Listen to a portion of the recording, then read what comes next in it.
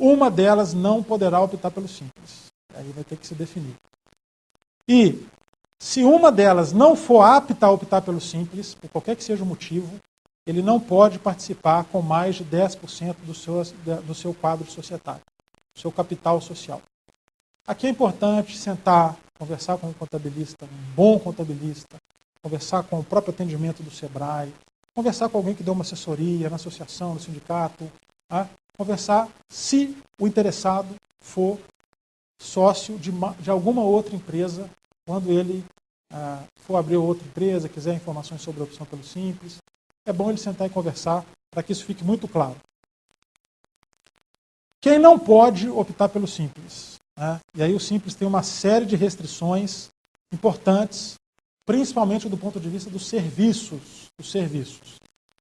Quem não pode optar pelo simples? Serviço de comunicação, serviço de transporte intermunicipal e interestadual de passageiros. O transporte municipal de passageiros pode optar pelo simples.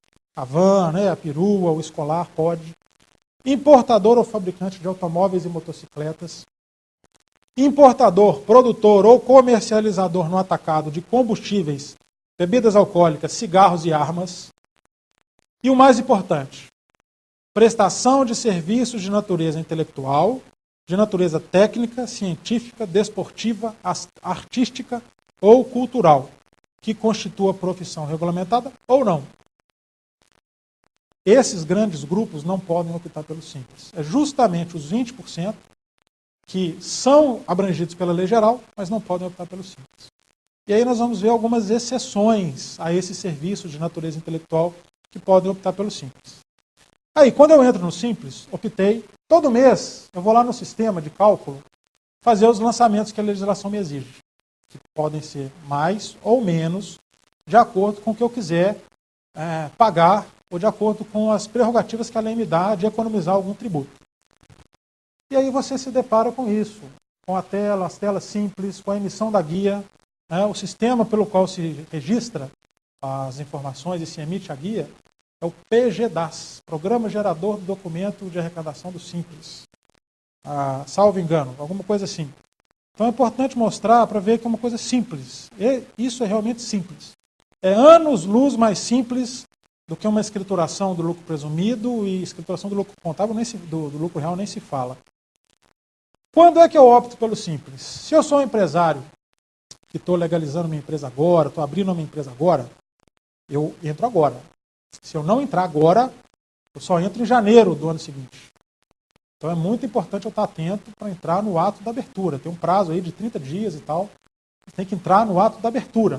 Tem que estar ciente da opção, tem que ter conversado, tem que ter analisado muito bem a situação para entrar no ato da abertura.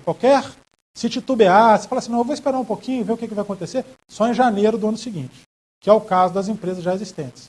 Se por qualquer motivo eu não sou optante pelo simples, porque no ano anterior eu faturei mais do que 2.400.000, no ano anterior eu tinha uma atividade que não era permitida, depois eu mudei meu contrato social, não tenho mais essa atividade, ou então abri a empresa, fiquei na dúvida, vacilei, nossa, só em janeiro do ano seguinte. E quais as alíquotas eu vou pagar? O que eu vou pagar? E nesse ponto aí começa muita gente chama o super simples de super complexo. Não tem nada disso. Ele não é simples, banal, uma coisa que se faz em 5 minutos efetivamente. Mas ele é muito, volto a frisar, já falei isso no início, muito mais simples do que a tributação normal de uma empresa que está fora do regime. Tanto é que nós vamos ver na frente aí, as opções, as adesões ao regime são estrondosas. Quem está dentro se mata para não sair e quem está fora se mata para entrar. Então é assim, o comércio, são 5 formas de tributação, isso já é um complicador por si só. Mas o comércio, quem é comerciante, vai pagar de 4% a 11,6%. Quem é indústria, vai pagar mais 0,5%, de 4,5% a 12,1%. E eu lembro que o simples são várias faixas, né? De 120 mil em 120 mil de receita bruta, a alíquota vai sofrendo um pequeno salto. Serviços 1. O que são serviços 1? São serviços comuns, serviços que não têm nenhuma vinculação com a atividade regulamentada por lei ou intelectual. E não são intensivos em mão de obra. Por exemplo, lavanderia, lava-jato, conservação, manutenção, instalação de equipamentos, salões de beleza, pet shop, vários serviços, todos esses serviços do nosso dia a dia, estacionamento, eles são serviços considerados de natureza não intelectual. E eles vão pagar de 6% a 17,42%. E aí vale frisar o quê? Daqui para cá, comércio dos serviços não intelectuais, serviços 1, essa alíquota, vocês lembram que eu falei lá na frente, já tem o INSS embutido, o INSS sobre a folha de pagamento. Isso é importante demais. O INSS sobre a folha de pagamento no Brasil é muito caro. Não só o INSS, vocês lembram que eu falei que o INSS está embutido na alíquota e nós temos as isenções. Sistema S, INCRA, salário de educação, tudo isso sobre a folha de pagamento. Tá? Para esse público, está tudo embutido na alíquota. E aí nós temos começam a acontecer as exceções. Serviços 2. Qual que é o conjunto de serviços chamado de serviços 2?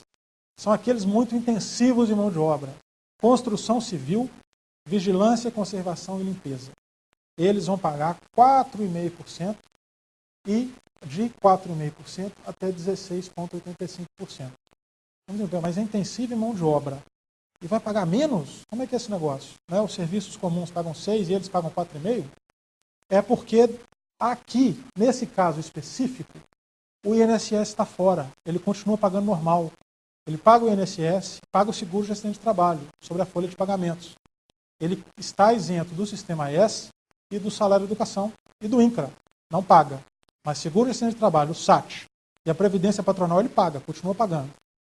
E por fim a gente tem os serviços 3, que aí são as efetivas exceções àquelas vedações maiores, de natureza intelectual ou regulamentada por lei.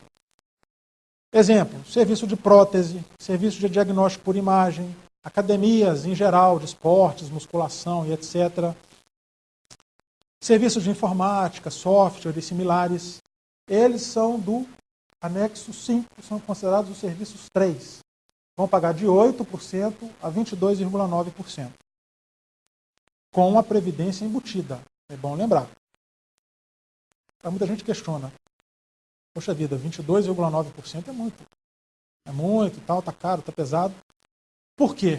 E aí é mais um complicador do simples. Infelizmente, isso é um complicador. É complicado, mas quando se entra, o benefício tributário é enorme. Para esse grupo de atividades, só vai valer a pena entrar no simples se ele tiver um percentual tal de folha de pagamentos, de encargos e prolabore dos sócios e assim por diante, que dentro de uma fórmula façam com que ele caia numa alíquota vantajosa. Como é que eu vou explicar isso melhor? Existe uma série de degraus que levam em conta o chamado fator R. O fator R é a proporção que a empresa tem de gasto com a folha de pagamento.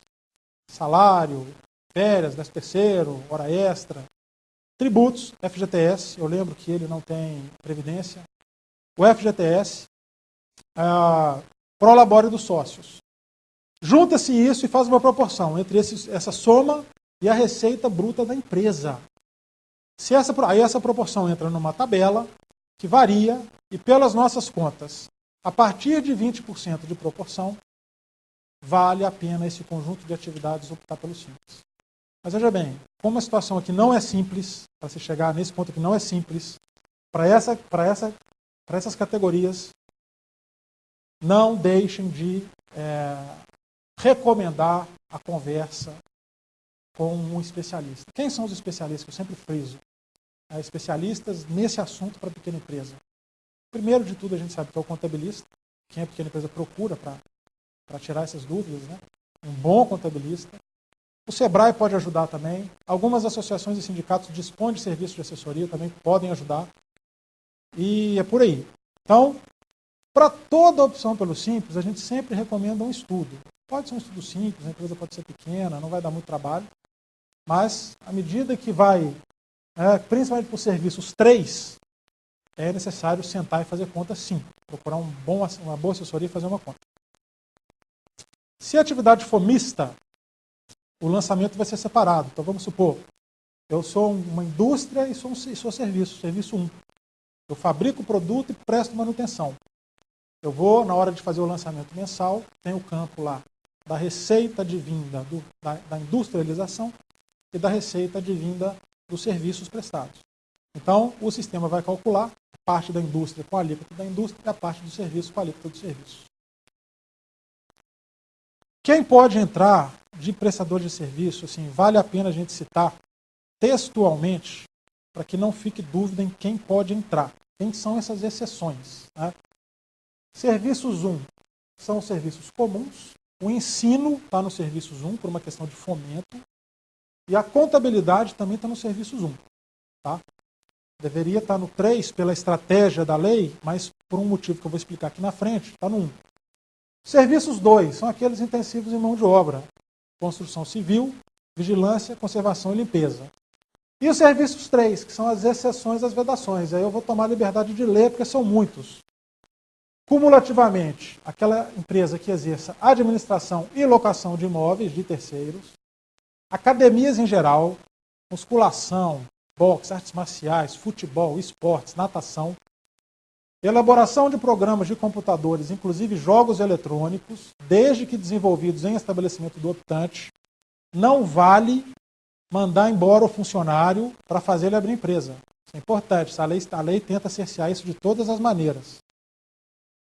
Licenciamento ou cessão de direito de uso de programas de computação, planejamento, confecção, manutenção e atualização de páginas eletrônicas, novamente, desde que realizados em estabelecimento do optante, da empresa optante, empresas montadoras de estandes para feiras, laboratórios de análises clínicas ou de patologia clínica, serviços de tomografia, diagnósticos médicos por imagem, registros gráficos e métodos ópticos, bem como ressonância magnética, e serviços de prótese em geral.